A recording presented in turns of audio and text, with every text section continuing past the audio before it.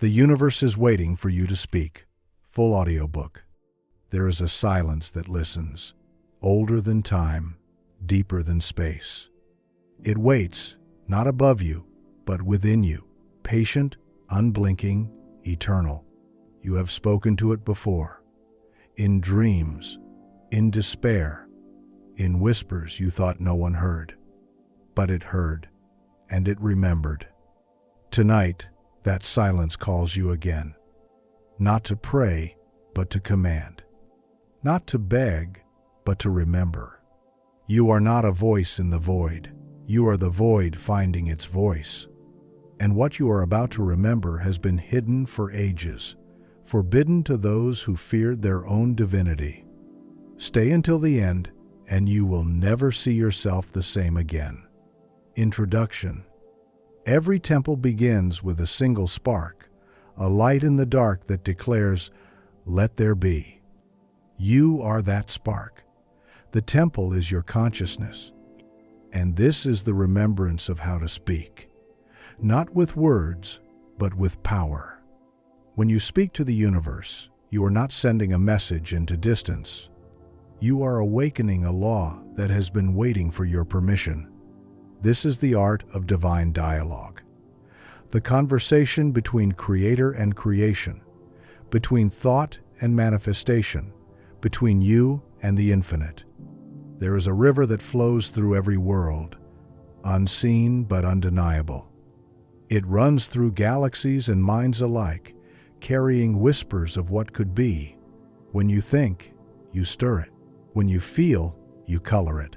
But when you speak, with intention, conviction, and knowing, the river becomes light, and light becomes form. The ancients knew this. They built their lives upon the Word. In the beginning was the Word, and the Word was with God, and the Word was God. Not a sound, not a phrase, but vibration, consciousness spoken into motion. You too are that Word. You are the syllable of God spoken into flesh. And though you may have forgotten, every breath you take still shapes worlds unseen. Every emotion still sends a ripple through the fabric of creation. Every thought still writes new scripture in the ethers. Look closer. The walls around you hum with your own frequency.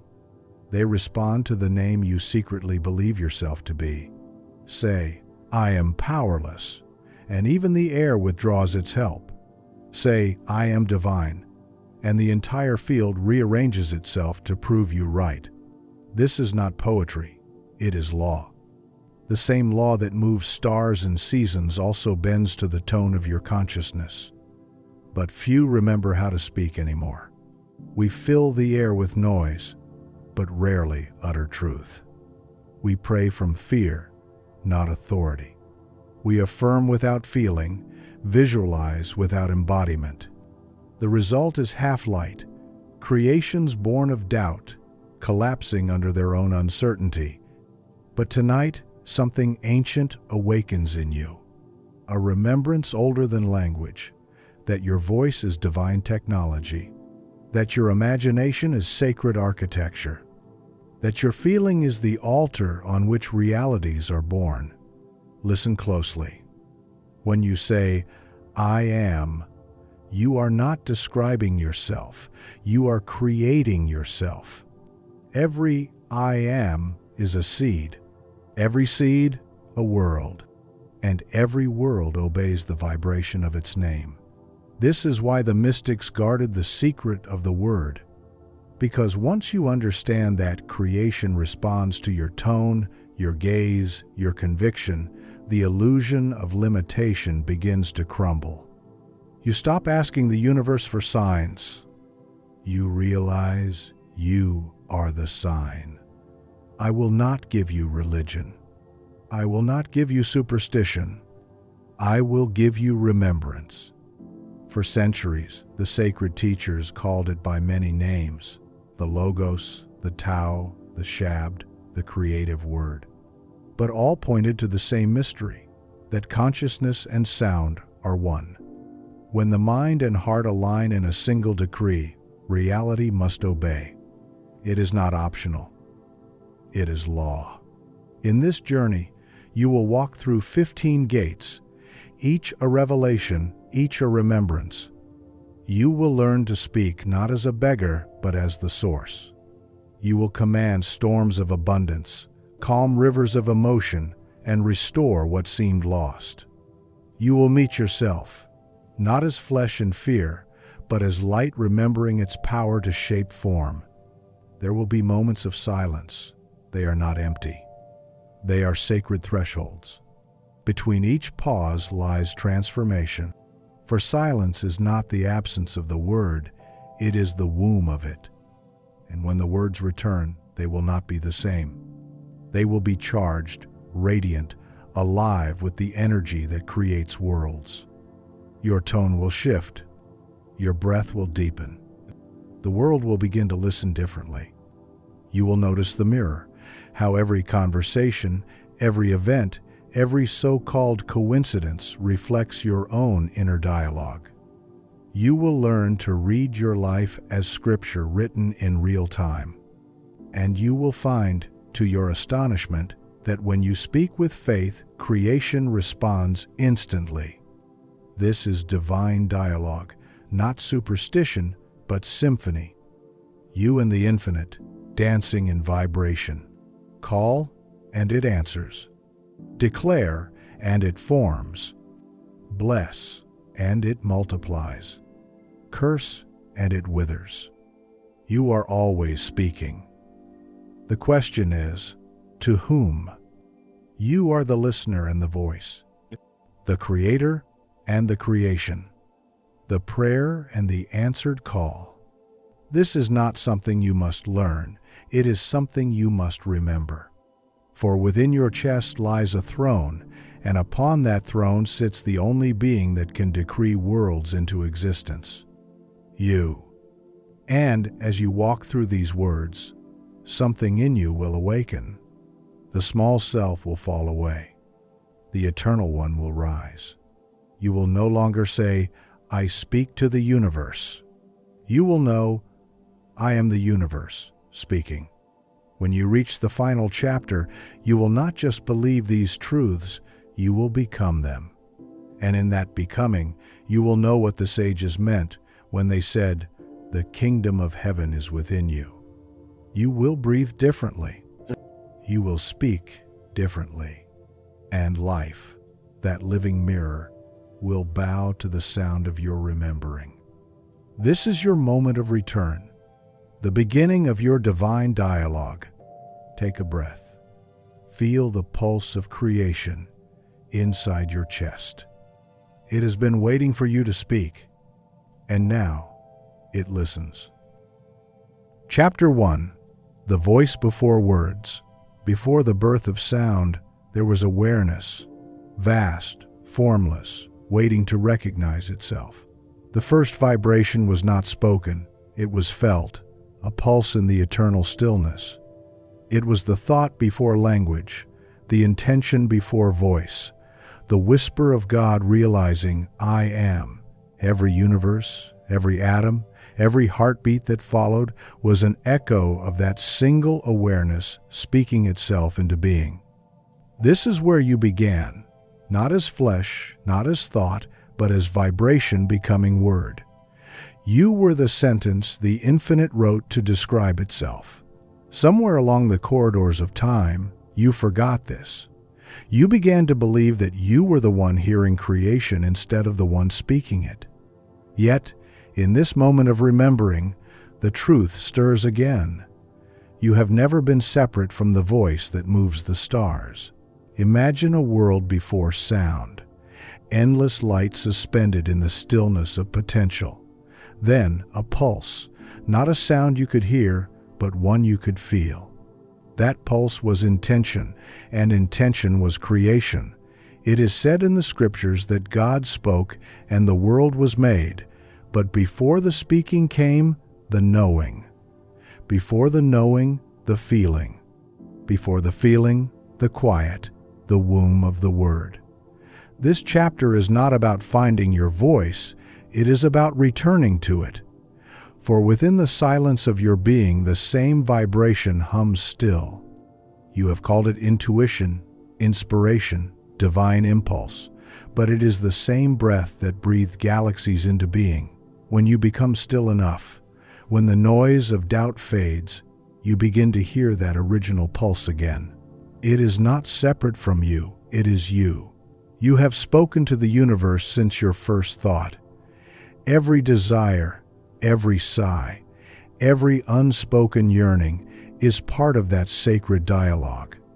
But because you forgot who you were, your voice fractured.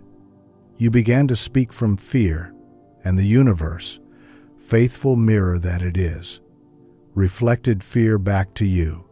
You spoke of lack, and the echo returned as poverty. You declared unworthiness, and life bent to obey. Yet the same law that delivered your limitations also holds the key to your liberation. For when you remember that you are the source of the sound, you no longer beg creation to change, you command it through alignment. You are not speaking to a distant sky, you are speaking into your own consciousness. Every word is a seed cast into the soil of eternity, and every harvest begins with one thought spoken in faith. There is a parable whispered through the mystic traditions of a man who climbed to the highest mountain to ask the universe for its secrets. When he reached the summit, he shouted, "Who am I?" And the echo answered, "Who am I?" He grew angry, believing the mountain mocked him. He shouted again, "You are cruel." And the echo replied, "You are cruel." Finally, exhausted, he wept and whispered, "I love you." The mountain softened and whispered back, "I love you." Only then did he understand. The universe had never spoken to him. It had only ever spoken as him. That is the first law of divine dialogue. What you speak returns not as judgment, but as reflection. Every echo is your own vibration coming home. So before you utter another word, breathe. Feel the silence between the breaths. That silence is not emptiness. It is the voice before words, the place where the infinite listens through you. This is where creation begins. When you next speak, speak not from need but from remembrance. Speak as the one who knows that the entire cosmos bends to the sound of its own name. You are the vibration before language, the echo before sound, the first word spoken into being. And when you remember this, even your silence will create worlds. Chapter 2. The Mirror That Remembers You. The world is not what it seems. What you call reality is not a stage upon which you stand. It is a mirror reflecting the unseen movements of your inner being. Every face, every event, every chance encounter is a shimmer upon that mirror, shaped by your vibration, framed by your belief. To the unawakened, life appears to act upon them. To the one who remembers, it becomes clear that life only ever reflects them. The outer world has no light of its own. It borrows its color from the imagination that beholds it. You have looked into this mirror since the day you were born, and yet, how few realize that the reflection only changes when the one gazing into it changes first. You have tried to polish the mirror, to rearrange the image, to force the reflection to smile, but the secret is simpler, older, and infinitely more intimate.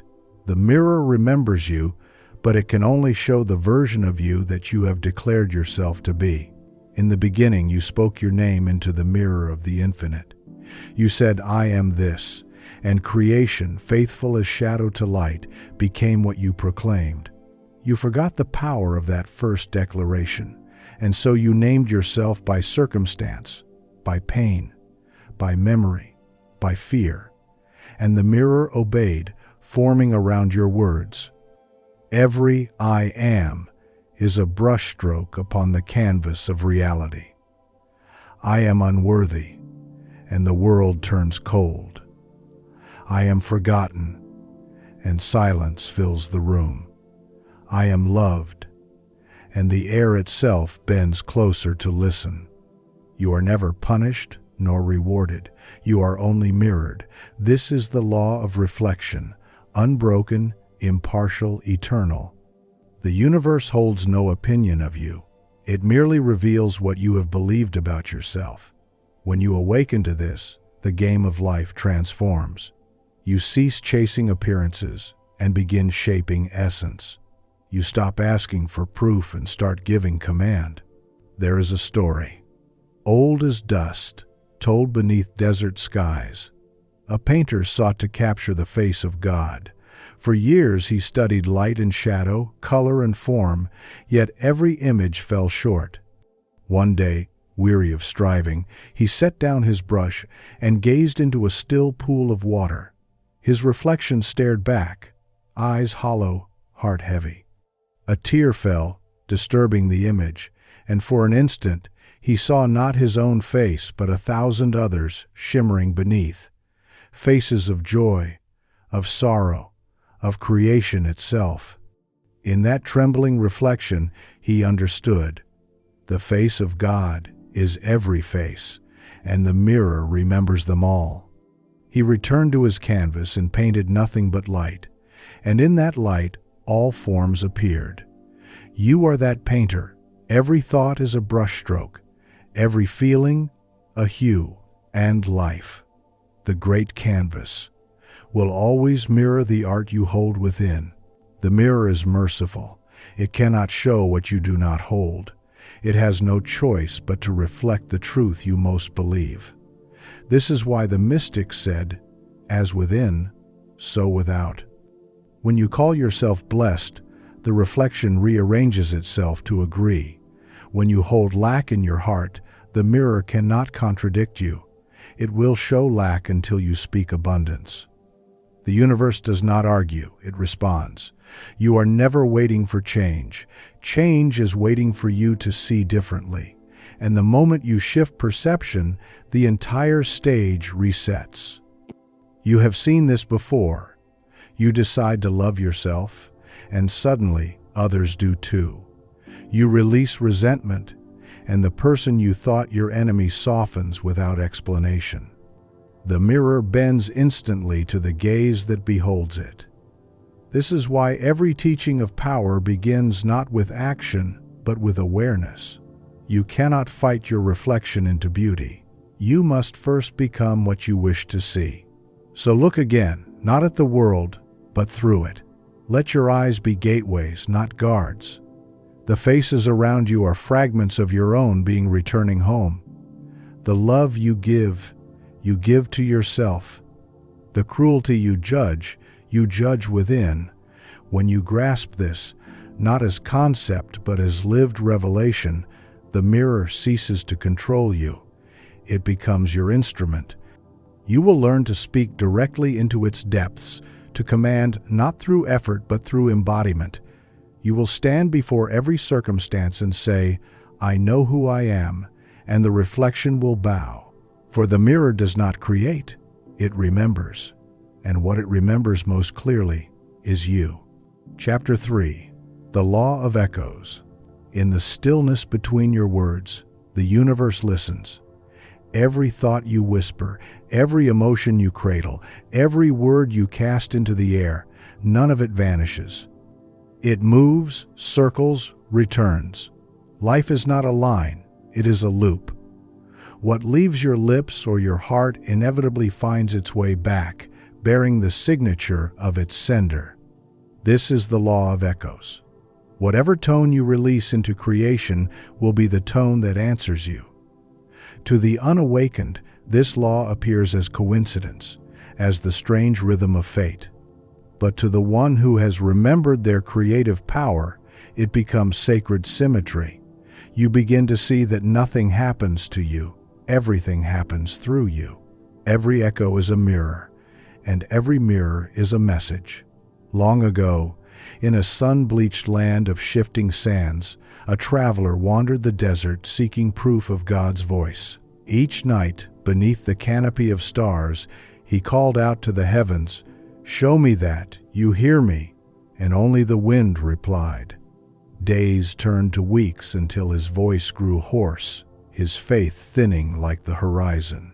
One evening he climbed a dune and shouted his question again, but this time softer. His voice rolled out and returned to him, almost identical. "You hear me?" The traveler fell to his knees, laughing and weeping all at once. He had sought a voice beyond the world, but the world itself was echoing him all along. The desert was not silent, it was responsive. And from that day, he no longer begged to be heard. He began to speak with purpose, knowing every whisper was a seed returning with fruit. This law is as immutable as gravity. The tone of your inner voice is the architect of your outer world. The words you think in secret are sculpting tomorrow's encounters, arranging the weather of your experience. You speak of scarcity, and opportunities echo scarcity back. You speak of peace, and serenity arrives in forms you could not have designed. Life does not differentiate between prayers and complaints. It only echoes what you mean. The vibration of your intention carries farther than sound, traveling into the field that holds all things. What you call reality is not solid. It is sound slowed down, echo crystallized into matter. You are surrounded by the reverberations of your own consciousness, condensed into the texture of experience. And so, when you walk through life bewildered by what meets you, pause and listen. What you face is the return of what you once released. The wise speak slowly because they understand this law. Their words are not idle, they are instruments. Each syllable is a note that vibrates through eternity. When you realize that what you say will circle back, you no longer waste language on complaint. You begin to craft your world like a poet of reality, shaping tone and meaning with care. To say, "I can't," is to send out the decree of limitation, and soon the world reflects obstacles to match. To say, "I can," even in trembling faith, is to summon the wind in your favor. The universe does not resist your voice. It harmonizes with it. When you speak beauty, beauty multiplies. When you affirm life, life responds in abundance. This is the divine reciprocity of sound and substance, the echoing covenant of creation. There will come a day when you no longer seek proof that your words create. You will feel it instantly. Your thoughts will shape moments before they unfold. Your emotions will rearrange the behavior of others without a word. It is not magic, it is law. Just as the echo returns to its source, so does energy return to its sender. The question is not whether the echo exists. The question is, what tone will you send? Speak with reverence, for every word is an echo in waiting. And when it returns, it will not knock softly. It will come bearing evidence of who you have believed yourself to be. If you wish to change your world, change the sound of your voice within. For once you speak from the knowing that creation listens, your life becomes a symphony, and every echo a blessing. Chapter 4. The Hidden Temple Within the Chest. Deep within you, beneath the noise of thought and the ache of memory, there is a chamber, silent, radiant, untouchable. It is not the heart of flesh that beats, it is the heart of light that knows. The ancients called it the Holy of Holies, the inner sanctum where man meets God. It is not found in stone temples, nor written upon scrolls. It lives within the chest of every being who remembers. When you close your eyes and sink beneath the surface of your mind, you feel it. A subtle hum, a warmth, a living pulse that is not your own yet somehow entirely you. This is the hidden temple. It has no walls, no roof, no priest, only presence. Every sacred text whispered its existence in metaphors. The burning bush, the Ark of the Covenant, the lotus unfolding in the center of the body. All were attempts to describe the same eternal secret, that divinity has never dwelt in heaven, but in the space behind your heartbeat. The temple within the chest is not built of blood and tissue, but of vibration and breath. Every inhale is an entrance, every exhale a prayer. When you breathe with awareness, you open the golden doors of this inner sanctuary. The air itself becomes luminous, and the body, once heavy, begins to feel like a cathedral of sound. In this stillness, thought slows. The mind kneels. You begin to sense the rhythm of creation moving through you, a tide of intelligence that knows what you have forgotten. Here, there is no struggle, no striving, only remembrance. The same breath that sustains galaxies sustains you. The same light that rises with dawn flickers behind your ribs. You are not apart from the divine current. You are its instrument. And when you learn to dwell in that temple consciously, your words begin to carry the authority of heaven. In an age long forgotten, there was a healer who could mend the broken not by touch, but by presence. People traveled for days to stand before her, for when she looked upon them, their pain dissolved. When asked her secret, she smiled and said, "I do not heal them, I remember them whole." Her power was not in her hands, but in her heart, that temple of remembrance where she beheld no sickness, no sin, no separation. Within that sacred chamber, she spoke to the divine in silence, and the divine spoke through her. The world called it miracle. She called it listening. What she knew, you are now remembering, that the heart is the axis of creation, the seat of command. When you speak from it, all of existence aligns to your tone. When you forget it, the world feels random and cruel. The temple does not close, but you close your eyes to it. To dwell in the hidden temple is not to escape the world, but to transform how you meet it. When you speak from this space, words are not mere sound. They are sacred decrees. You can say, "Peace," and the storm quiets. Not because you demanded it, but because you spoke from the center of truth. You can say, "Abundance," and scarcity dissolves, for the vibration of wholeness radiates outward, commanding the field to reflect it.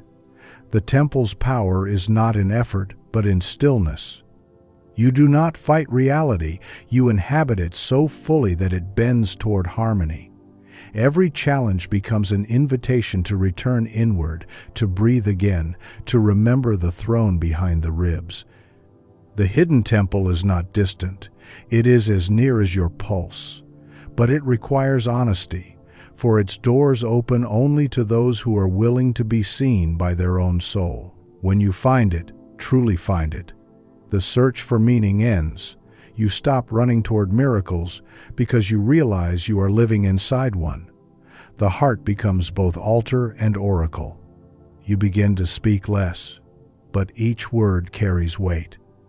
You no longer need to convince or pray for proof because you feel creation moving with you, not against you. Here, you become still enough to hear the voice of the infinite, not as thunder from the clouds, but as a whisper in the chest. I am here. I have always been here. And when you rise from that temple and look upon the world again, everything glows differently, softer, clearer, alive. The trees seem to breathe with you, the wind seems to listen, and every stranger's eyes reflect a familiar light. For in truth, you are not walking through the world anymore, you are walking through the chambers of your own divine heart. Chapter 5. The River That Obeys Thought. There is a current that moves beneath all things, unseen, unstoppable, eternal. The mystics called it the River of Becoming. It flows through galaxies, through dreams, through the pulse of your very being. Every life, every circumstance, every event is but a ripple upon its surface. Most drift upon it unconsciously, believing themselves at the mercy of its waves. But those who awaken to its nature learn something astonishing. The river does not decide its course, the mind does. Every thought, every image, every inner declaration becomes a command that bends the current of reality. The river obeys thought as faithfully as shadow follows light. You are not its passenger, you are its direction. It is waiting for your awareness to remember that it moves according to your tone, that creation itself is not random, but responsive. The great masters knew this, though few could speak it plainly. They told stories of prophets who parted seas, of sages who calmed tempests with a word. These were not parables of magic, but memories of mastery. The sea was never water alone, it was consciousness itself, responding to command. You too are crossing such a sea, the vast ocean of your own awareness. Every wave that rises before you, every obstacle that seems immovable, waits for your word. And when that word comes not from fear, but from authority, the kind of authority born of knowing your divine nature, the river parts, and the impossible becomes ordinary. This is not metaphor, it is law. The outer world is but condensed thought, and thought is forever fluid. Consider the story of the monk who lived by a river that flooded each year, sweeping away the crops of his village. The people cursed the water, built walls against it, pleaded for its mercy, but the monk did not resist. One night, as rain roared and the river raged, he walked to its edge, bowed deeply, and whispered, "You and I are not two." The villagers thought him mad. Yet by dawn, the waters had receded.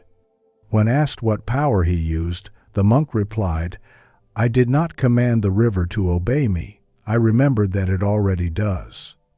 In that moment of unity, of identification with the current, he ceased to be its victim and became its voice. The same river that destroyed the fields became the one that nourished them, and the same consciousness that floods you with chaos will, at your remembrance, carry you into peace. Your thoughts are not idle. They are the oars with which you navigate eternity. Every assumption, every belief, every silent conviction creates movement. The moment you say, "I can't," the current slows. The moment you declare, "I am guided," it turns, aligning unseen forces in your favor. Most people row against their own current, fighting life with the energy meant to flow through it. They call it struggle, and they worship it as virtue. But struggle is only resistance to one's own power.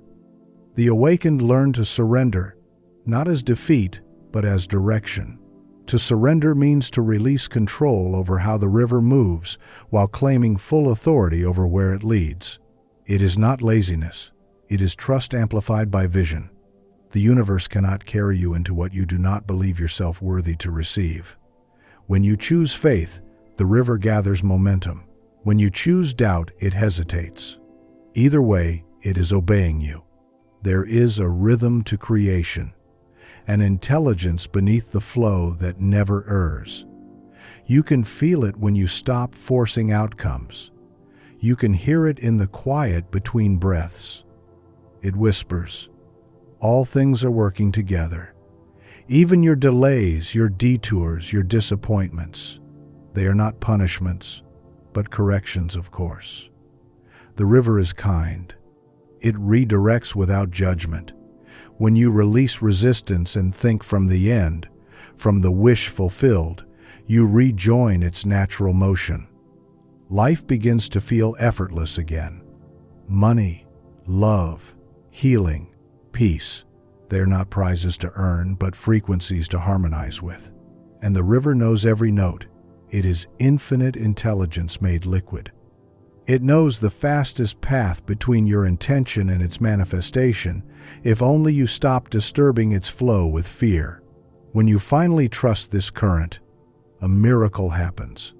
You begin to see that the river was never outside of you. It runs through your thoughts, your emotions, your choices.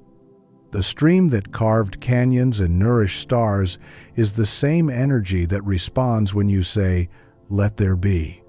To speak from that knowing is to live as the architect of your own tide. The wise do not fight the flow, they speak to it. They understand that reality listens like water, fluid, faithful, and infinitely patient. When you declare peace, it settles. When you call forth abundance, it rushes to fill every space you've prepared. And when you remain silent in alignment, the river hums the song of creation itself, a melody that carries you home. Chapter 6.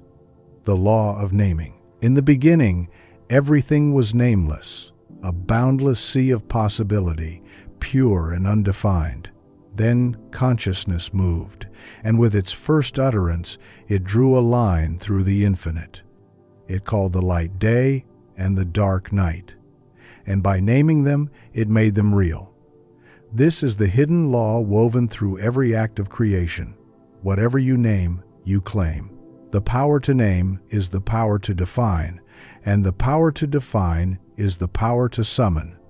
When you give something a name, whether aloud or in the quiet of thought, you call it out of abstraction and fix it into form. To name is to establish relationship. You cannot name what you are separate from, and you cannot be separate from what you have named. Every label you give yourself or your world is an invocation. I am this. And the universe, obedient to its law of reflection, replies, so it is. Most people name unconsciously.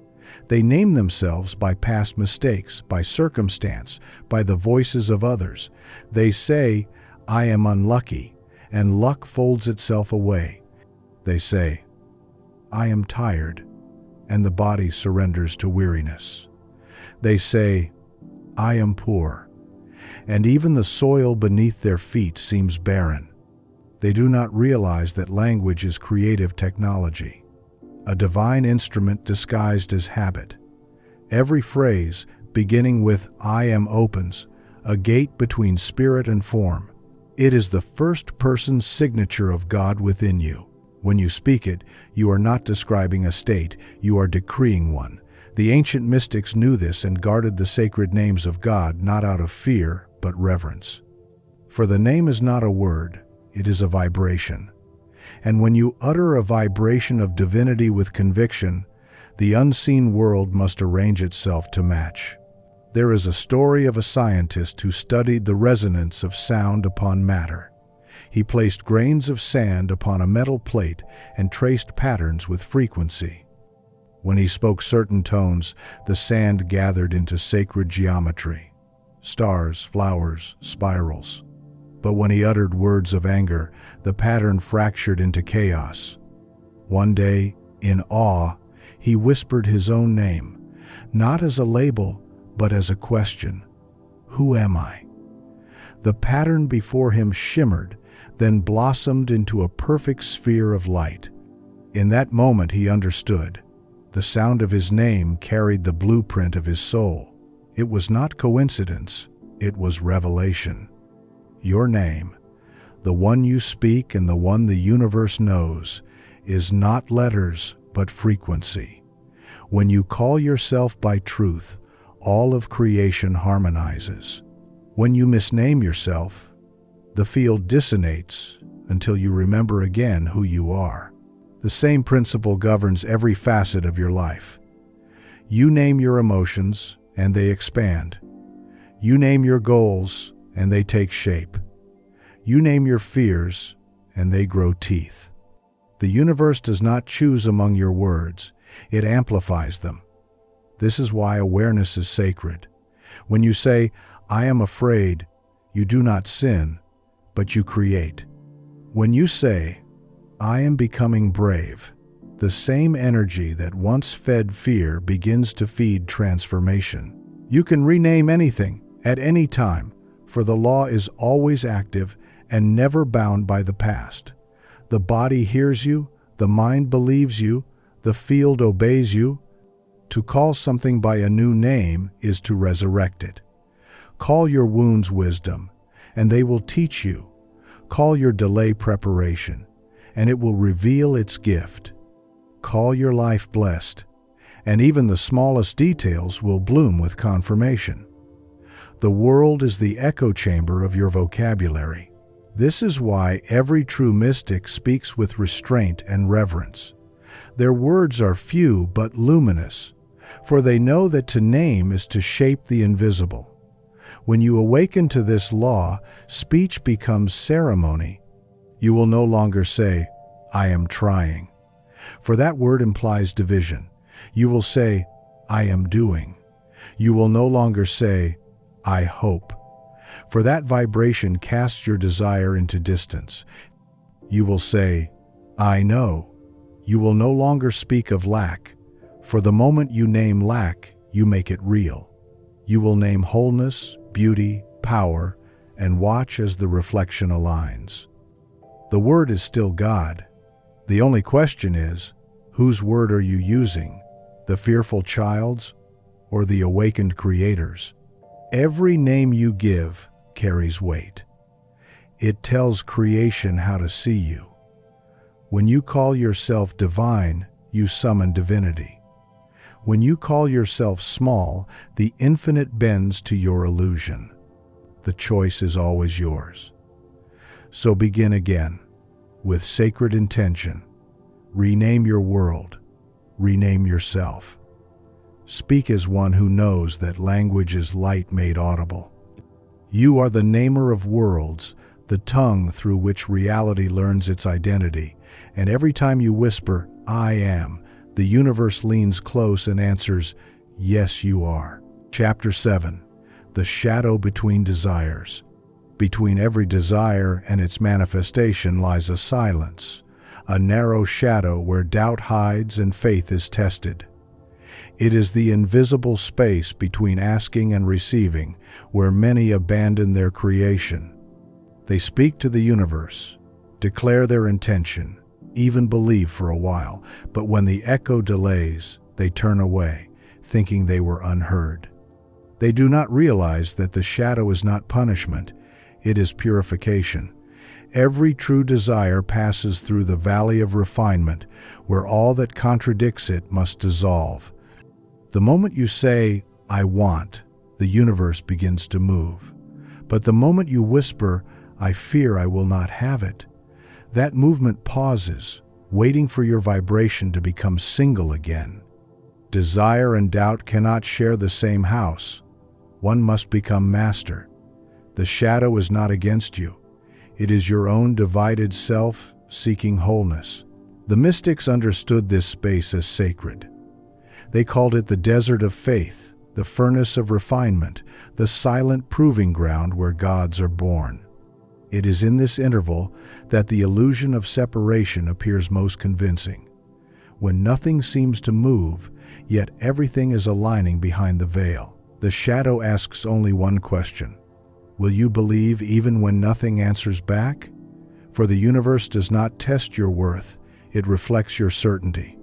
When you waver, creation pauses, not to punish, but to mirror your hesitation. You cannot receive what you do not claim as already yours. To believe without evidence is to command the unseen. To hold faith in silence is to speak creation's native tongue. And so the shadow waits, not to block you, but to hear if you will speak again with power, if you will declare light in the absence of dawn. There is an ancient story of a prophet who healed with words. For years his voice carried miracles, until one night, after the loss of his beloved, his faith cracked and his voice vanished. He wandered the wilderness, begging the wind for his sound, praying for return. One evening, he sat beside a river and wept. In the rippling water, he saw his reflection, silent, defeated. But the river whispered, "Speak even when you do not believe." And so he did. His first words were weak, uncertain, yet the air trembled. He spoke again, louder. By the third utterance, his voice returned, not as before, but deeper, resonant with humility and truth. He understood then that the loss of his voice had not been a curse, but a consecration. The silence had burned away his pride, leaving only pure intention, The shadow between desires had purified his word. So it is with you. When your dreams seem delayed, your prayers unanswered, know that you stand within the holy in-between. The shadow does not signal the death of your manifestation. It signals the dying of your doubt. It is the cocoon between vision and flight, the night before resurrection. Every master has walked through it. Even the sun must pass through darkness to rise anew. The key is to stand still in faith, to feel the unease and yet speak light. When you can say, "It is done," even as the evidence defies you, you cross the shadow. The frequency shifts, the veil parts, and what once seemed impossible emerges quietly, naturally, as though it had been there all along. Creation moves fastest when you cease to question its timing. This is why desire is sacred, not because it asks, but because it calls forth faith. Every longing is an invitation to remember your authority. The shadow reveals where you have forgotten it. To desire without doubt is divine command. To desire with fear is fragmented prayer. Your task is not to chase results, but to purify vibration. The silence between intention and manifestation is where the alchemy happens, where fear melts into knowing, where wanting transforms into being. Speak through the shadow, not around it. Declare, "I am what I seek." Feel it, believe it, become it, and soon the shadow will vanish, not because it was defeated, but because you outgrew it. For in truth, there was never darkness at all, only light learning the depth of its own power. Chapter 8. The Art of Sacred Listening. Creation is not a monologue. It is a conversation between the seen and the unseen, between thought and reflection, between the word and its echo. You speak, and the universe answers, not always in language, but in rhythm, coincidence, silence, and dream. Yet most live deaf to this divine reply, mistaking its subtlety for absence. The sacred listener learns what the restless never discover, that the infinite speaks continuously in the texture of every moment. When you understand this, you stop asking for signs and start hearing them. The breeze against your cheek, the delay in traffic, the sentence that glows from a page, all of it is dialogue. Every atom participates in the communication of your becoming. You need only quiet the inner noise long enough to hear what has always been speaking. The voice of the universe is not loud, it is constant. It waits beneath your assumptions, whispering through the ordinary, patient as eternity. There was once a woman who prayed for guidance every night. "Show me what to do," she begged, "and I will obey." But the heavens stayed silent. One morning, weary of waiting, she walked to the river near her home. The water was calm, gliding around stones, whispering softly. She sat beside it, defeated, and in her stillness heard a question rise from within. What if the answer has been speaking all along, but I kept drowning it with my asking? She leaned closer to the river, and for the first time she listened instead of pleaded. The river murmured of patience, of surrender, of flow. Its language was movement, not words. When she returned home, the decisions she once agonized over unfolded with ease, for she had attuned to the rhythm that carries all things. Her prayer had not been unanswered.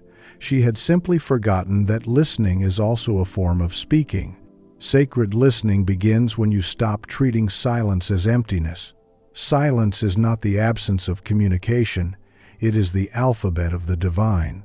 Every pause, every delay, every moment that refuses to explain itself is a line of dialogue written in invisible ink. When you still the mind, not forcefully, but through gentle presence, that ink reveals its glow. You begin to perceive a frequency beneath events, a pattern within chaos. You notice that every person you meet carries an answer to something you once asked, and every challenge is a disguised conversation starter from the infinite. Listening is the forgotten half of manifestation. You speak your intentions into the field, yes, but you must also listen for its guidance back. The voice of the universe rarely says, "Here is your blessing." Instead, it orchestrates a series of inner nudges, outer coincidences, and intuitive whispers that lead you there. The untrained dismiss them as random. The awakened recognize them as reply. When you cultivate sacred listening, life becomes participatory. You stop forcing doors open and start noticing which ones breathe invitation. You stop pushing, grasping, pleading, and instead move with the quiet authority of one who trusts the timing of omniscience. You listen not only with ears, but with presence. The whole body becomes an instrument of awareness, the chest sensing alignment, the gut tightening when truth is near, the skin humming in recognition. The more you trust this subtle communication, the clearer it becomes. The universe does not speak in riddles, it speaks in resonance. When something feels right, it is not coincidence, it is confirmation. When something feels heavy, it is not punishment, it is redirection. Listening is how you learn to interpret the sacred language of energy, where everything is feedback and nothing is meaningless. To listen deeply is to return to humility, to acknowledge that creation is not yours to control, but yours to commune with. It is to say, I am ready to be guided, not by external voices, but by the intelligence that animates all form. You will know you are listening rightly when peace, not urgency, follows your awareness. The universe does not shout, it reveals. It sends you the right book at the right hour. A line from a stranger that pierces your confusion, a dream that reorders your perspective. Each is an answer, precise and deliberate. To the listener, nothing is mundane, everything is message. And when you live this way, when listening becomes your prayer, life unfolds as dialogue, effortless and miraculous. For creation is not a solo performance, it is a duet. Speak, and the infinite responds. Listen, and it sings through you. Chapter 9. The Frequency of Gold. Gold has never been a metal alone. It is vibration made visible, sunlight solidified into matter, purity condensed into radiance. To those who understand its secret, gold represents more than wealth. It symbolizes alignment with the frequency of divine abundance. Everything in existence vibrates, and wealth is not an exception. It is the resonance of sufficiency, the song of unbroken flow. When you attune to this frequency, prosperity ceases to be pursuit and becomes participation. You do not earn gold, you harmonize with it. The mistake of the world is in chasing its reflection instead of embodying its tone. People exhaust themselves seeking money, but money is merely the echo of value, the shadow of vibration. The wise do not chase shadows, they adjust their light. There once lived a merchant in an ancient city who dreamed of selling light. His neighbors mocked him, saying, "No one buys what is already free." But he ignored them. Each morning, he polished mirrors and carried them to the marketplace, positioning them to catch the sunrise. When passers-by looked upon the mirrors, they saw their faces bathed in gold, their eyes alight, their hearts strangely lifted. They began to pay him not for the mirrors, but for the feeling they awakened, that sudden remembering of beauty, warmth, and worth. The merchant grew prosperous, but not because he sold anything tangible. He sold reflection. He had discovered what all true abundance teaches. You are not rewarded for what you take, but for what you radiate. The frequency of gold is generosity, the willingness to shine without fear of depletion. Wealth responds to consciousness, not labor. To the fearful, it hides. To the grateful, it multiplies. You cannot magnetize abundance while vibrating in lack. for the universe reads tone, not words. When you say, I need, you are broadcasting absence. When you say, I have, even before possession, you are broadcasting faith, and the field replies in kind, manifesting circumstances to validate your declaration. This is not wishful thinking. It is energetic law. The same current that draws planets into orbit also draws opportunity to certainty. The frequency of gold is coherence, thought, emotion, and belief vibrating as one. When you feel wealthy before you see wealth, the mirror of reality must reflect it. The gold you seek already exists within you. The external form merely echoes your internal state. To live in abundance is not to accumulate endlessly. It is to trust endlessly.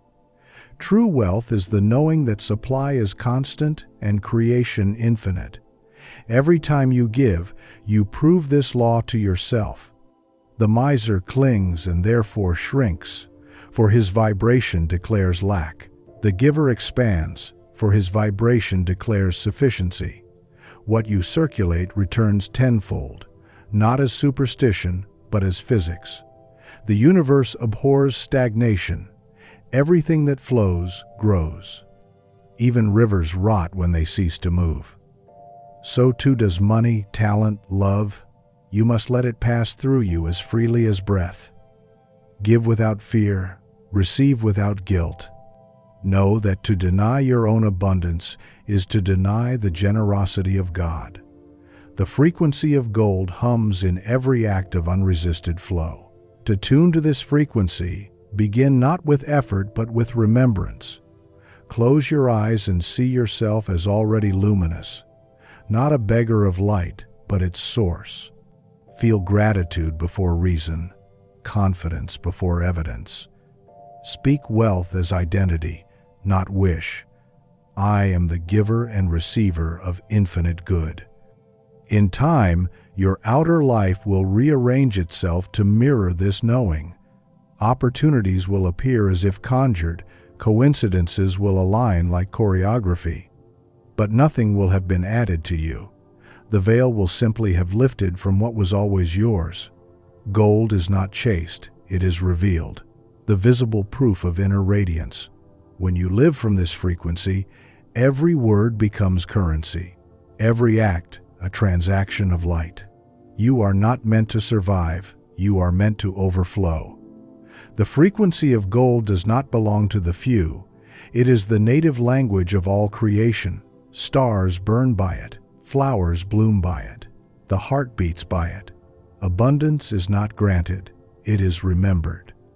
And when you finally recall that wealth is not money, but energy responding to consciousness, you will stop asking the universe to give and start allowing it to flow. The treasure you seek is not buried in the world. It is the light vibrating in your chest, waiting to be claimed by name. Speak it, feel it, circulate it. The frequency of gold has always been your true inheritance, not to hoard, but to shine. Chapter 10, The Healing Word. Every cell in your body listens. Every molecule bends to the sound of your consciousness. What you call flesh is not solid. It is sound slowed down, a living song vibrating in the frequency of belief. This is the secret every true healer has known since time immemorial. The body does not age, ache, or ail on its own. It responds to the words spoken about it.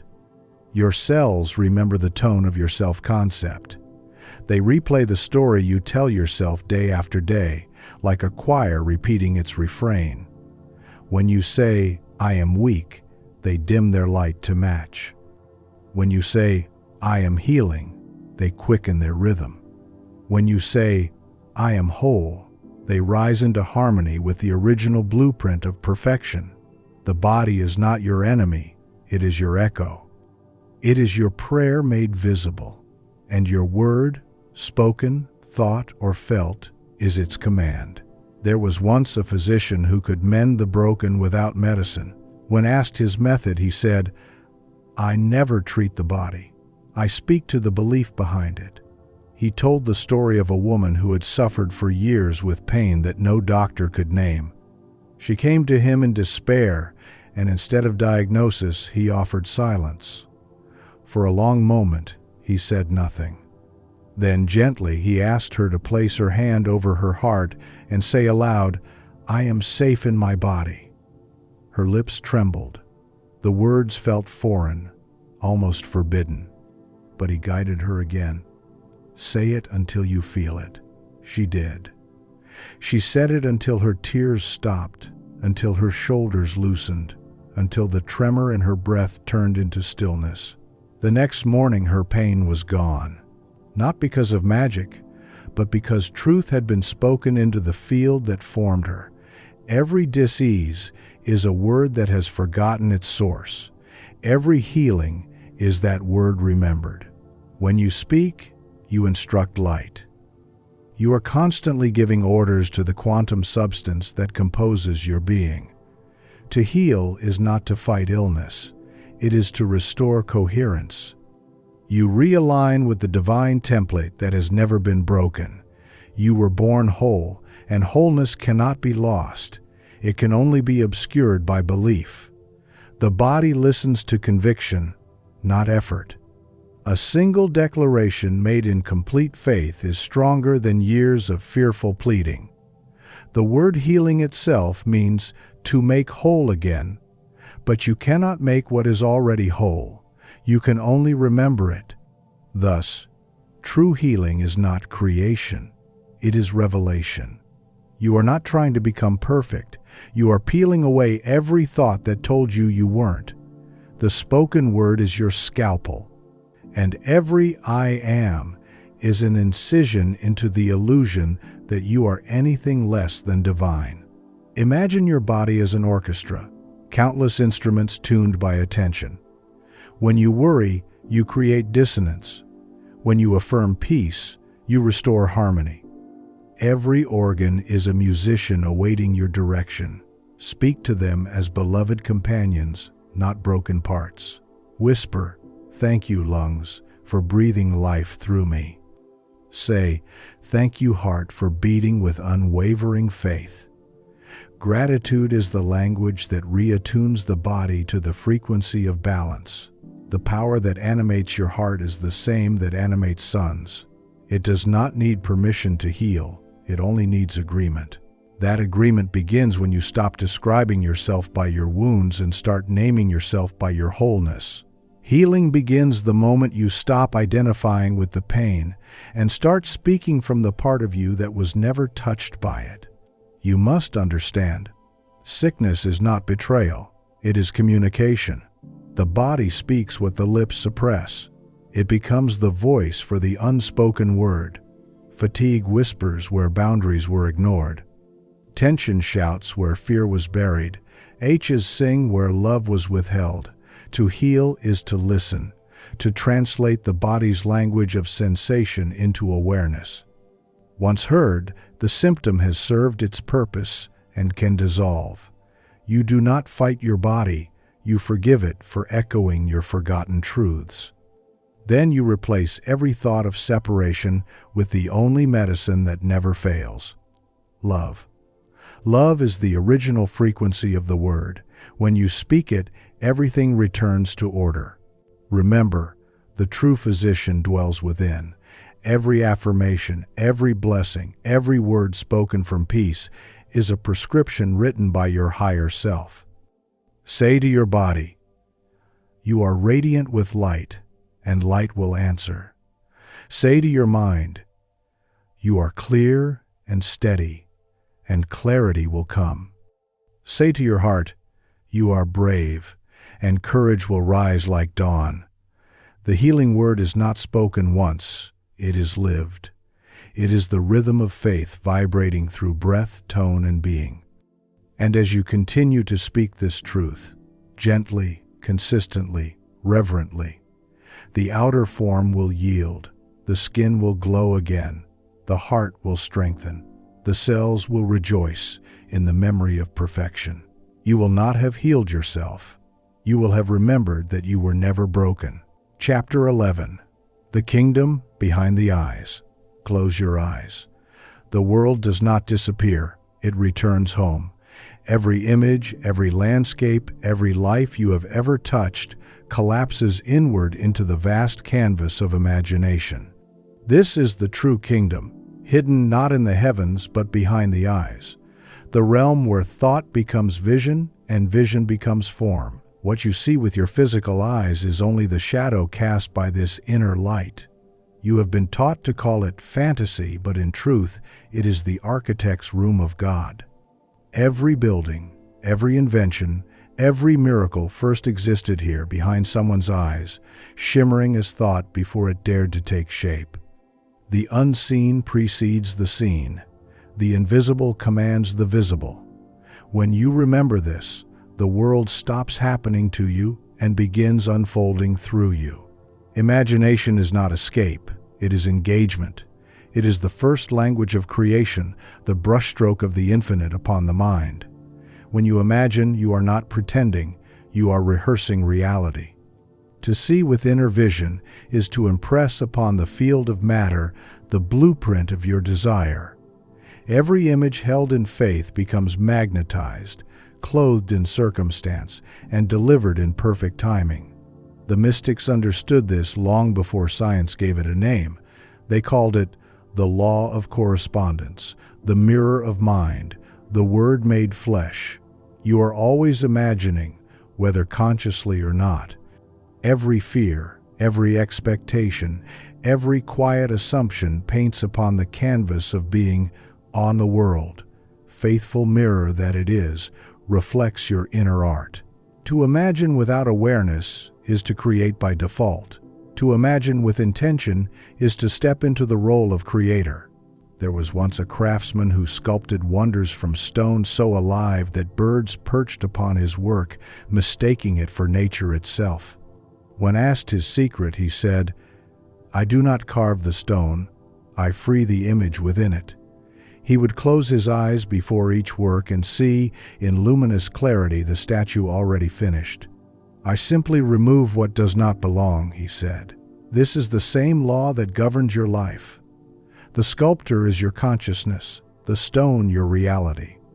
To imagine the end, not the process, not the struggle, but the finished form, is to begin removing everything that does not belong to its fulfillment. What you hold steadily behind your eyes, the world must obey. For imagination is the bridge between spirit and substance, the golden thread that weaves thought into experience. To live consciously in this kingdom is to become deliberate in what you entertain. Guard your imagination as you would guard a sacred flame. Do not let fear write its fictions upon it, nor let the noise of others dictate its design. The pictures you hold within are not private, they are prophecies in rehearsal. You can close your eyes in poverty and see yourself surrounded by opulence. Soon the mirror of life will align to that inner sight. You can close your eyes in sickness and see yourself radiant and whole. The body will follow the image it believes. The outer follows the inner, as surely as shadow follows light. Yet imagination is not mere visualization. It is feeling made visible. To imagine correctly is to feel it real. You must inhabit your vision as already fulfilled, not as hope, but as remembrance. When feeling and image unite, creation moves without delay. Here lies the hidden mastery. Imagination without faith is daydream. Imagination with faith is decree. The difference is vibration. When you imagine idly, you remain an observer of fantasy. When you imagine with conviction, you become participant in creation. The body shifts, the breath deepens, the cells respond. Everything in you begins to live as though the dream were now. And that as though becomes as is. The universe does not distinguish between a vividly lived inner scene and an external one. It simply echoes the frequency. This is why the wise say, "Believe you have received, and it shall be yours. It is not a moral teaching, it is physics. The world you see through your eyes bends to the one you see behind them, so close your eyes often, not to escape the world, but to rebuild it. Step into that kingdom with reverence, for there you are both monarch and builder. See the life you desire as already real. Feel the peace, the love, the abundance as present fact. Let it saturate your being until even your silence hums with it. Then open your eyes, not to check if it has appeared, but to witness what has already begun shifting toward you. For the unseen always precedes the seen, and imagination is the womb of all creation. The world outside is but the reflection of the kingdom behind your eyes. And once you master that kingdom, you are free forever. Chapter 12. The Covenant of Fire. Every awakening begins with burning. The illusions you once clung to must ignite, the false identities must turn to ash, and the small self, built from fear, memory, and repetition, must crumble in the heat of truth. Fire is not your enemy. It is the purifier, the revealer, the liberator. It strips away the husk to reveal the eternal core. Those who resist this fire call it suffering. Those who understand it call it transformation. In the covenant of creation, fire has always been both destroyer and midwife, burning what is no longer true so that what is eternal can emerge unbound. You cannot be reborn without passing through it, for the flame is not here to harm you, it is here to remember you. Every crisis, every heartbreak, every loss you endure is not chaos. It is fire calling you home. There was once a blacksmith who forged light into form. Each morning he lit his forge before the sun rose and whispered a prayer into the coals. May this fire see what I cannot. His hands worked metal, but his heart worked faith. One day, a young apprentice asked why he never feared the flame. The old man smiled and said, "The fire cannot burn me when I am the one who lit it." In that single sentence lay the whole mystery of transmutation. You are not the victim of the fire. You are its keeper. When life's heat rises, when plans collapse, when love ends, when the world seems to strip you bare, remember, it is not destruction, but refinement. The fire you face is the very energy you once called forth in prayer, come to remove everything that prevents its fulfillment. What feels like loss is often liberation in disguise. To walk through fire consciously is to stop asking, "Why is this happening to me?" and begin asking, "What is this burning away?" You will find that every flame reveals something indestructible within you. The false self, that fragile architecture of fear and validation, cannot survive heat, but the true self thrives in it. The ego seeks comfort, the soul seeks clarity, and fire is the quickest path to both. When you allow yourself to surrender, to stand still as the old skin falls away, you discover that nothing essential can be taken from you. You cannot lose what you truly are. The fire proves this. The ashes it leaves behind are not evidence of ruin, they are the soil of resurrection. In that charred ground, new faith germinates. Faith not in circumstance, but in the eternal nature of your being. The covenant of fire is ancient. It is written in the stars that burn without ceasing, in the hearts that ache until they open, in the stories of every soul who rose stronger from their own undoing. It is the promise that nothing real can be destroyed. The body changes, the seasons pass, the names fade, but the essence endures. Each time you rise from loss, you fulfill that covenant. Each time you choose gratitude in the heat of trial, you honor it. The flame bows to no weakness. It answers only to authenticity. That is why it visits you, not to punish, but to initiate. You are being forged into the image of your highest self, and like all sacred metal, you must first endure fire before you can hold light. When you look back on your life, you will see that the moments that burned you most deeply were the ones that refined you most completely. The love that left taught you the boundlessness of your own heart. The dream that shattered revealed the deeper vision waiting beneath it. The silence that followed loss became the voice of your inner teacher. This is the divine paradox. The same flame that sears also sanctifies. You were never meant to escape it, you were meant to walk through it shining. The alchemist does not run from heat, he turns toward it, knowing that the fire obeys those who understand it. Speak to it, name it sacred. Say, burn away what is false, reveal what is true, and watch as everything that cannot withstand truth falls quietly into smoke. In the end, you will thank the fire. You will recognize it as your oldest ally, your fiercest teacher, your truest mirror. For it leaves you lighter, purer, more luminous than before. You will realize that all along, the flame was not outside you but within, the divine spark of consciousness demanding to be free. And when you finally step out of the blaze, untouched at your core, you will not boast of survival. You will simply whisper, I am reborn. The fire will flicker in response, eternal and unending, for the covenant is complete. Light has found itself again. Chapter 13. The Infinite Door. There is a moment each night when the world dissolves. The body grows heavy, the breath slows, and consciousness drifts from the shore of waking into the vast ocean of dreams. This twilight threshold, between awareness and surrender, is the infinite door. It is the secret passage through which creation moves from unseen to seen, from vibration to event.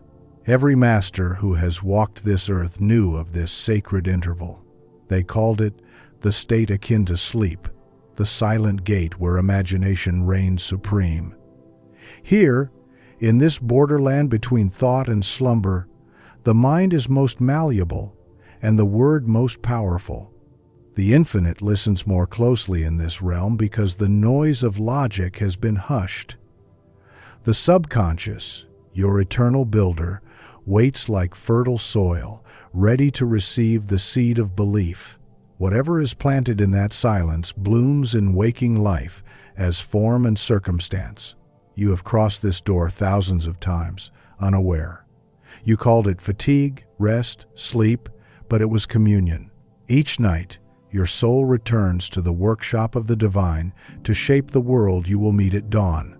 The only difference between the awakened creator and the dreamer of chance is intention.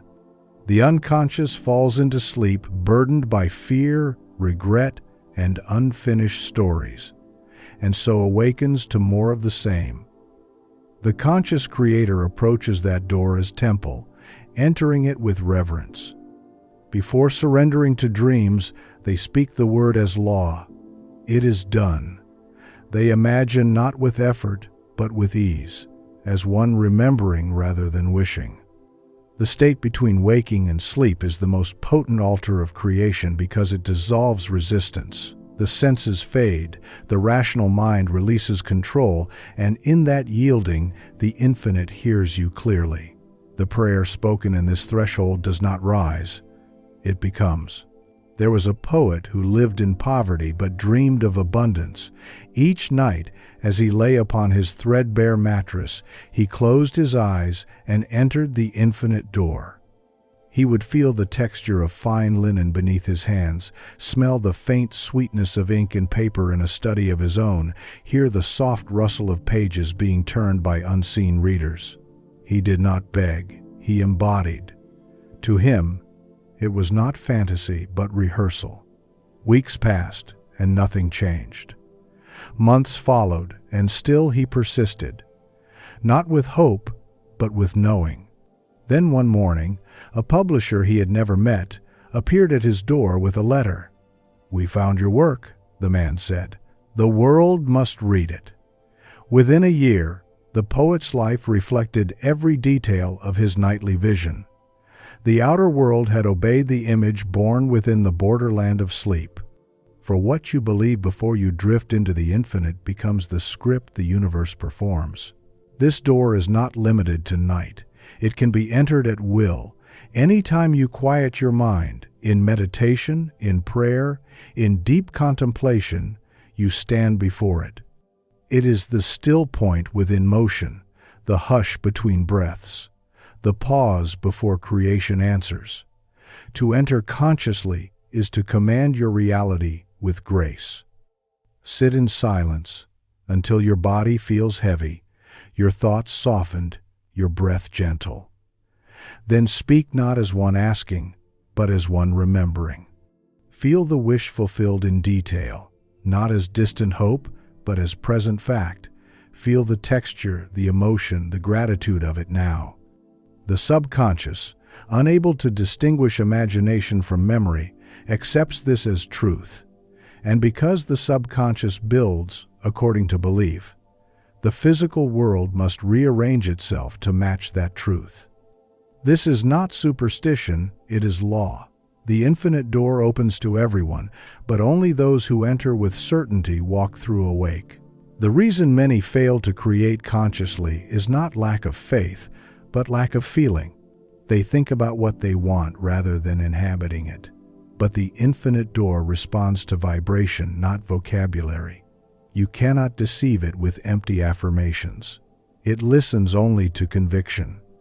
When you lie down tonight, do not drift aimlessly into sleep. Enter deliberately. See yourself living the life you choose, but more than that, feel it real. Feel the satisfaction, the relief, the quiet joy of completion. Drift into slumber as the one who already is. For in that state, the line between imagination and reality vanishes. You merge with the creative power that shapes galaxies, and that power begins working long after your mind has gone still. By the time you awaken, it has already begun arranging the next scene of your unfolding. This is the infinite door, the passage between thought and manifestation, dream and deed, you and God. It does not open with effort, but with surrender. It does not respond to demand, but to devotion. Each night, when your eyes grow heavy, remember, you are not falling asleep. You are returning to the workshop of the divine. What you take with you there, you bring back here as life. Speak before you cross. Feel what you wish to live. And when the morning comes, walk knowing that the universe is already in motion, crafting your vision into form. The dream was never separate from reality. It was the blueprint. The infinite door stands open even now, waiting for your next command. Chapter 14, The Return to the Throne. At the end of all seeking, you arrive where you began, within. The pilgrim who journeyed through galaxies of belief, through deserts of doubt and mountains of striving, discovers at last that the kingdom was never lost, only forgotten. You have searched the stars for the voice of God, but the voice was breathing through you all along.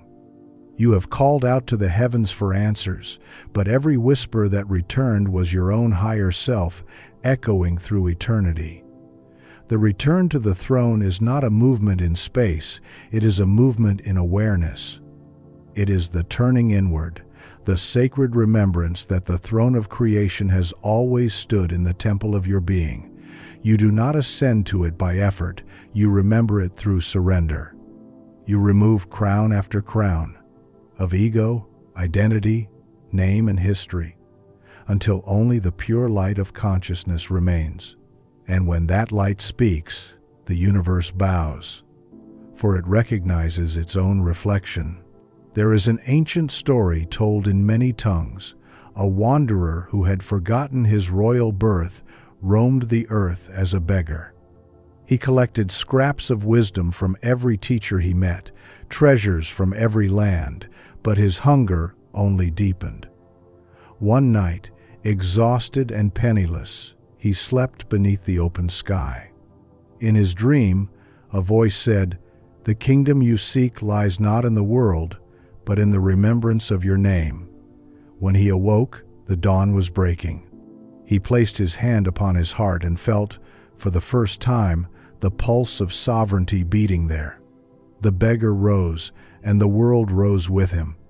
The throne he had searched for among empires was the still point within his own chest. The crown he thought he must earn was simply awareness, the knowing that he was and always had been divine. The beggar never walked again.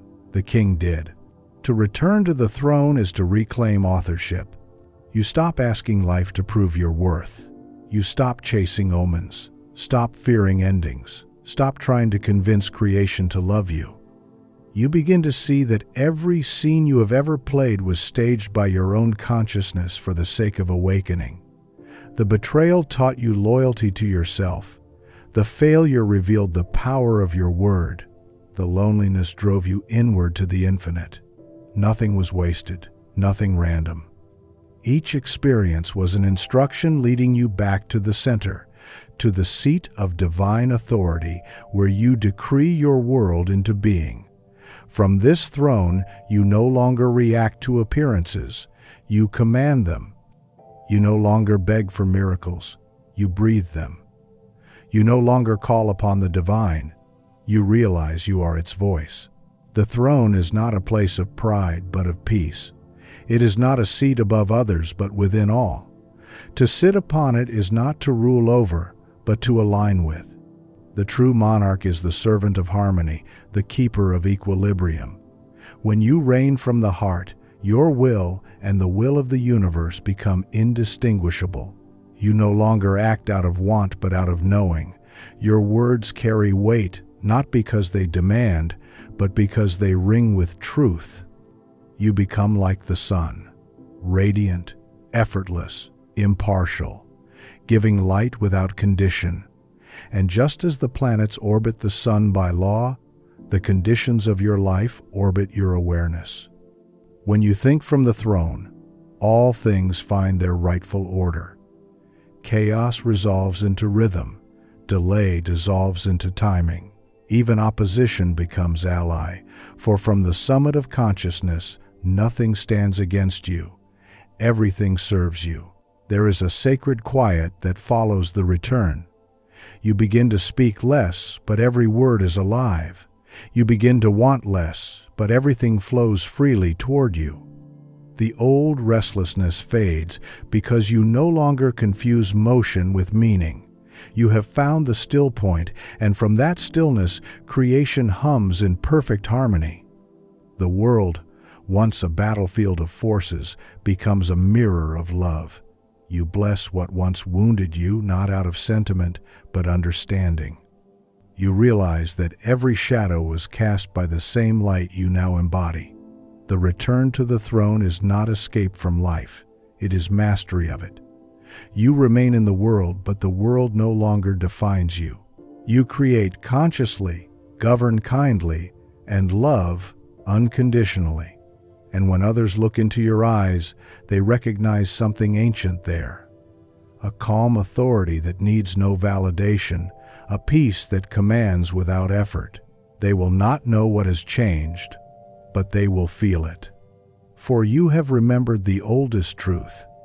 The throne of God was never in the sky. It was behind your eyes, within your chest, breathing your name in every moment. To sit upon it is to remember, I am the Word made flesh, the dreamer and the dream. The return is complete. You no longer speak to the universe. You speak as it, and everything listens. Chapter 15. The Mirror of Eternity. There comes a moment after all the striving, all the praying, all the searching, when life turns its great mirror toward you. And in that mirror, you no longer see a seeker. You see the source. You realize that every reflection, every joy, every wound, every triumph was never about something out there. It was all the infinite seeing itself through your eyes. The mirror has no bias. It reflects perfectly, faithfully, eternally. When you judged yourself unworthy, it echoed scarcity. When you declared yourself blessed, it sang abundance. The world, this shimmering stage of form, was never separate from you. It was your consciousness clothed in detail. To awaken is not to transcend the mirror, but to understand it. To look into every event and every person as your own thought wearing a temporary face.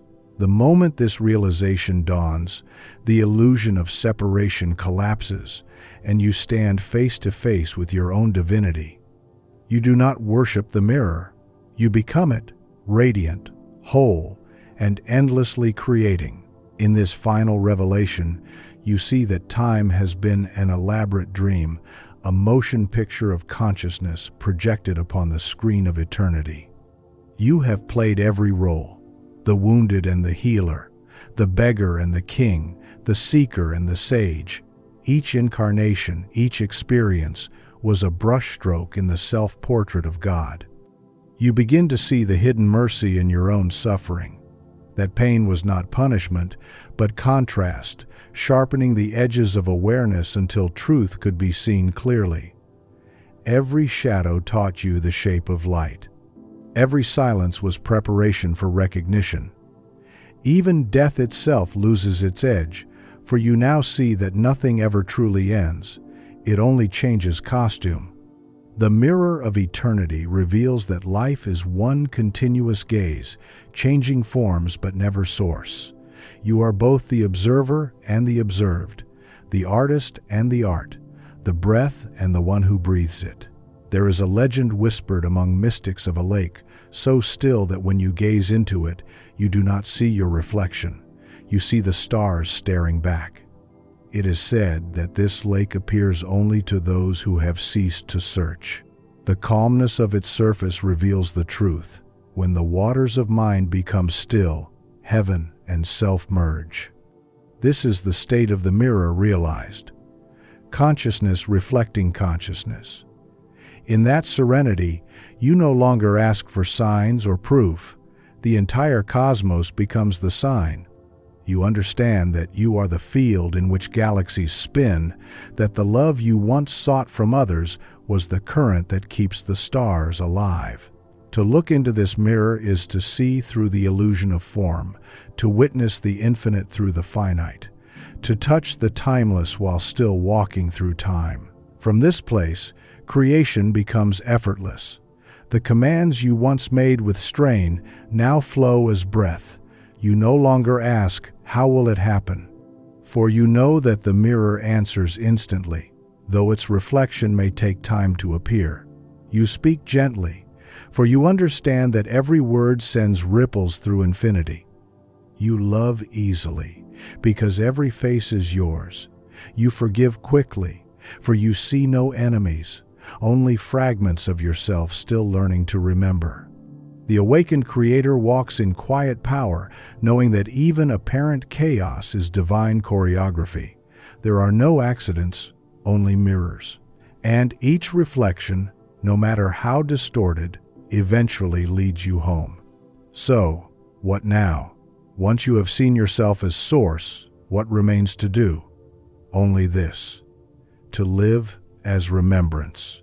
To wake each day and see the divine in the ordinary, the sacred in the simple, the infinite in every fleeting moment. To smile at the mirror of life, not because you seek its approval, but because you finally recognize your own reflection within it. Every sunrise becomes your heartbeat, every laugh your echo, every breath a prayer. You no longer seek the divine, you express it. You no longer chase meaning, you embody it. The mirror of eternity stands before you, within you, around you, reflecting endlessly the truth that cannot be broken. I and the Father are one, and so it ends. Not as a farewell, but as awakening. You came to speak to the universe, only to discover that it had been speaking as you all along. Every word you uttered, every silence you kept, every desire you birthed, all of it was the infinite conversing with itself, exploring its own brilliance through your existence. There is no distance left, no veil, no division. The dialogue is complete. The voice and the echo are one. Speak, and the stars will move. Listen, and creation will whisper your name. For you are not merely part of the universe, you are the universe remembering itself. Conclusion: the source remembered. The journey ends where it began, in silence, in breath, in the quiet awareness that watches the worlds rise and fall within you. You have walked through shadow and light, through law and revelation, through mirrors and rivers and fire. You have spoken to the universe until the sound dissolved, until the speaker and the spoken became one. And now, as the final veil falls, a single truth stands untouched by time. You are the source you have been seeking. The heavens were never above you. They were within your own gaze. The divine was never separate. It was the pulse behind every heartbeat, the whisper inside every desire, the listener behind every prayer. What began as dialogue ends as recognition, the voice returning to the silence that gave it birth. In this stillness, all your former striving feels distant, like echoes fading down an ancient hall. You see now that every struggle, every longing, was a rehearsal for this remembering. The wealth you chased was only the reflection of your own abundance waiting to be known. The healing you prayed for was the echo of your own wholeness calling you home. Every unanswered question has melted into the same response: I am. That phrase, small as breath yet vast as creation, is the axis upon which everything turns. When you speak it in awareness, you ignite the power that formed the stars. When you live it, you become the miracle you once sought. The masters of every age spoke of this return in parables. The prodigal who came home, the lotus rising from the mud, the phoenix reborn from flame. Each was a symbol of remembrance. They were never stories of ascent to heaven but descent into self, the realization that heaven is consciousness aware of its own divinity. And as you stand now upon this inner summit, you understand what they meant. You see that nothing needs to be added to you, only the veils of forgetfulness need to be lifted. The crown was never earned, it was only uncovered. The throne was never distant, it was waiting in the chamber of your own heart. This realization does not make you lofty or untouchable. It makes you profoundly human, the divine clothed in dust, the infinite learning tenderness through form. The awakening is not escape from life. It is deeper intimacy with it. You begin to taste divinity in every breath, to see holiness in every face. You touch the world gently, knowing that it moves to the rhythm of your consciousness. You speak softly, aware that every word is a seed falling into the soil of creation. You forgive quickly, because you understand that nothing real can be threatened and nothing unreal can harm you. And in this understanding, peace ceases to be an aspiration. It becomes your nature. When you wake tomorrow, the world will look the same, yet you will know it differently. The sky will be your canvas, the air your messenger, the moments your mirrors. You will no longer speak to the universe as one making requests, but as one issuing decrees of gratitude. You will say, "Let there be peace," and peace will ripple outward. You will say, "Let there be light," and hearts around you will glow. You will walk not as a seeker, but as a rememberer, an embodiment of the divine dialogue that never ends. For creation continues through you, and through every act of awareness, the infinite learns more of its own reflection. And so, the sacred circle closes. The word that spoke the worlds has returned to its source. The listener and the voice are one again. The dialogue has become devotion. The prayer has become presence. The seeker has become sight. You need no temple, no scripture, no intercessor. Only the stillness behind your breath, the knowing behind your name. That is where the real conversation continues. In every heartbeat, in every act of love, in every moment of remembrance. The universe is not waiting for your next command. It is singing your current one into form. All that remains is to live as the living echo of that truth, to breathe, to speak, to create from the knowing that I am the source. And if these words have stirred something ancient within you, if you feel the pulse of recognition in your chest, that quiet voice whispering, "Yes, I remember," then let the remembrance move through you. Let it shape your speech, your silence, your art, your love. Stand tall as the universe speaking itself anew. The dialogue never ends, but it has changed tone. From seeking to knowing, from asking to becoming. And now, as you step forward into the luminous ordinary of life, speak your final affirmation not as wish, but as truth. I am the source. If these words awaken something in you, speak it in the comments. I am the source.